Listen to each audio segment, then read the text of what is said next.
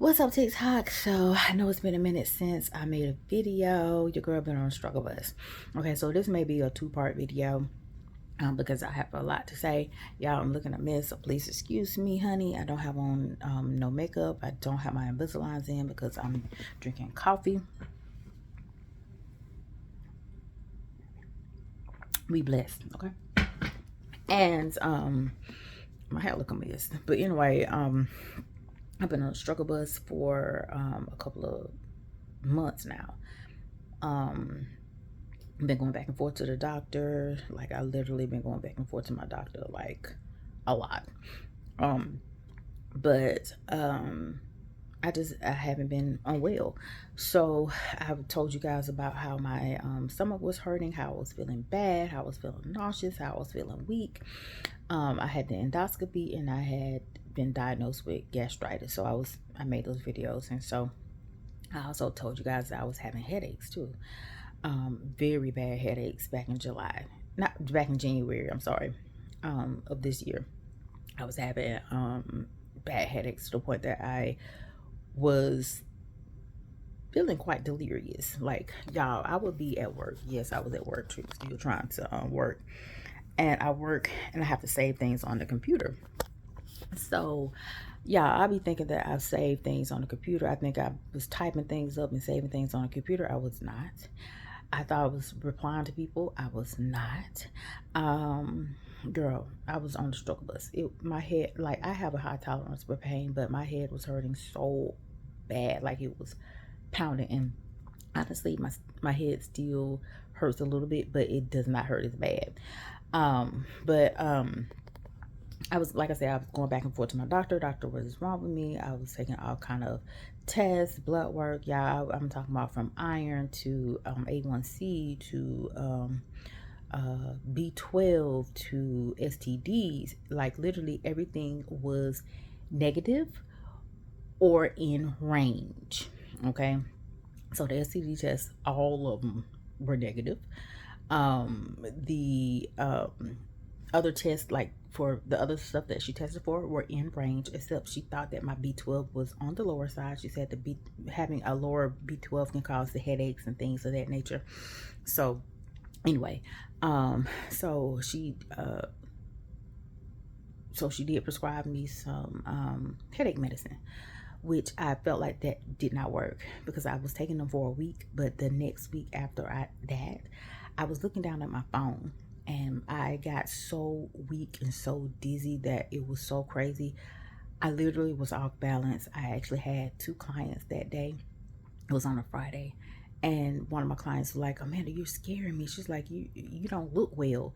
She's like, you're off balance, which I was. I was just trying to hurry up and get her out the way.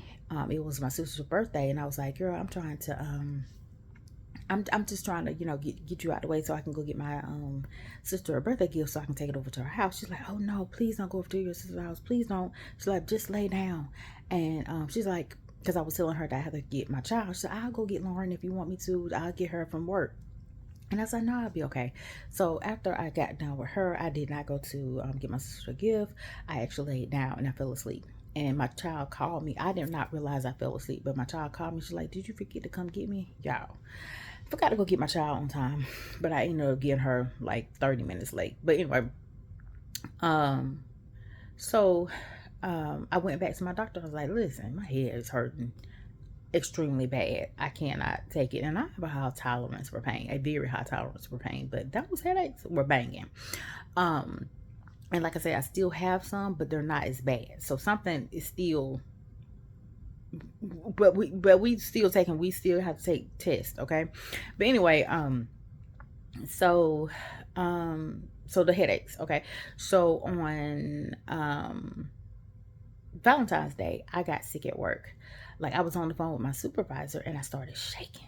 Like, prior to this time shaking this time, I experienced that in January too, right before my endoscopy. The Friday before my endoscopy, I started shaking really bad to the point where I was like, dang, if I don't stop shaking, I'm going to go to the hospital. But I said, okay, let me eat first. And if I eat and I stop shaking, then,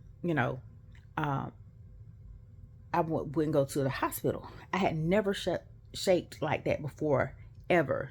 The first time was in January. Second time was Valentine's Day. And I was like, dang. Okay, so I went to go eat. Okay, after I got off the phone with my supervisor, I went to go eat. Yeah, I was struggling. I felt wobbly. I felt off balance. So even when I was eating, I was shaking.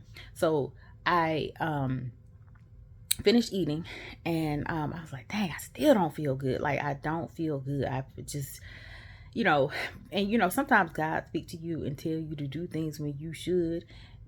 Okay, so I was like, you know what? I cannot ignore this. Let me contact my sister. So, because I was gonna drive myself to the hospital.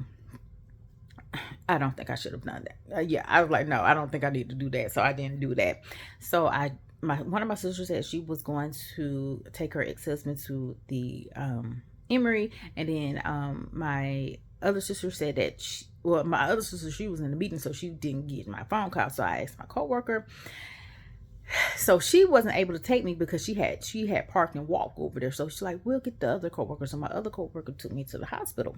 By the time I got to the hospital, I felt fine. I felt fine because after I checked in and all that good jazz, and with the triage or whatever, I was like, I feel okay. I might as well go home. That's what I was telling my coworker. And I said, no, let me stay, because something else could be wrong. So they took me to the back. They asked me, different questions. I was like, I have been having headaches, like very bad headaches. They asked me other questions like, are you on birth control pills? Yes, I am. Listen, before y'all sit up here and say I'm too old to be on birth control pills, listen, I only took birth control not to regulate a pregnancy, because not one man on this face of the earth could convince me to get pregnant, right? I was taking it because I have premenstrual disorder, so it was regulating my hormones. Yes, I could have gotten something else, but I had not been on birth control pills for long. I literally have only taken birth control pills prior to this time 5 months out of my whole entire adult life, because I was against birth control pills. But because of my premenstrual disorder, I needed something to help me each month. So they asked me if I was on birth control pills. I said yes. So they was like, okay, we're going to do a test for blood clots, because they said that birth control pills can cause blood clots.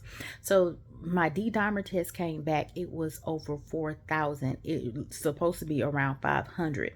So they was like, okay, that indicates that you may have blood clots. So we'll do a CT scan. So they did a CT scan of my head and in my chest. My head was fine. My chest had several pulmonary embolisms, blood clots. And so they was like, but they're fresh. They're very fresh. Like they just recently happened. So you came right on time. And so they started me on heparin in the hospital. I had to stay overnight. I was released the next day. They started me on heparin. And so they told me to completely stop taking the birth control. They was like, your doctor can prescribe you a non-hormonal. I'm not taking that. Okay, I'm not going to put myself at risk again. So I'm not taking any of that. I'm just going to have to deal with what I have to deal with. And so I stopped taking that, and then they prescribed me Eliquis, which is a blood thinner that I have to take for at least 3 months. Yeah, I'm so glad I went when I did. Because they were very fresh. They was like, you are lucky that you came when you came, because they're dangerous. A lot of people have not made it out of a blood clot. You know what I'm saying? So, but God speaks to me. Spoken words. I would have to go further into details with that, y'all. Okay. So, but they were like, you better be glad you came when you came, because they are very fresh. And so now that, we can get the blood thinners in your body so they can be gone. But I did have a large one in my leg, which probably dispersed up to my lungs. And it's so crazy, y'all, because I didn't have any symptoms. Like my legs wasn't swollen, my legs wasn't red. So I'm like, what in the world? How in the world did all this happen? But it's weird. It's so weird, y'all.